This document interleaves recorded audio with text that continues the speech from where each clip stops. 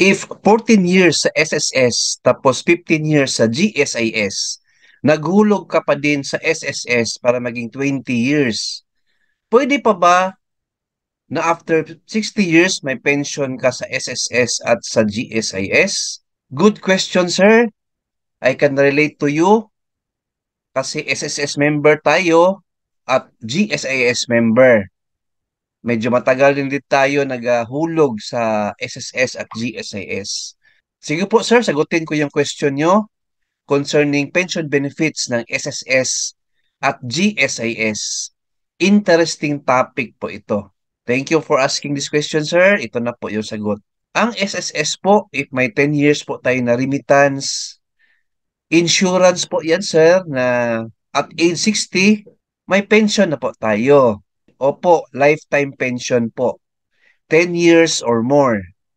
Sa GSIS naman, sir, 15 years po. Kung may remittance tayo sa GSIS, 15 years and above or 15 years or more, meron na din tayong pension.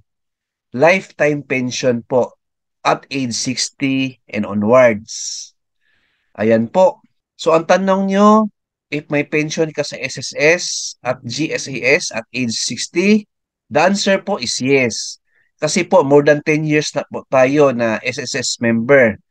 In fact, 14 years ka na and counting. Sa GSIS naman, may 15 years ka na po.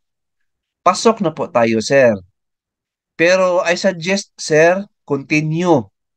Huwag ka mag-stop sa pagbayad sa SSS at GSIS.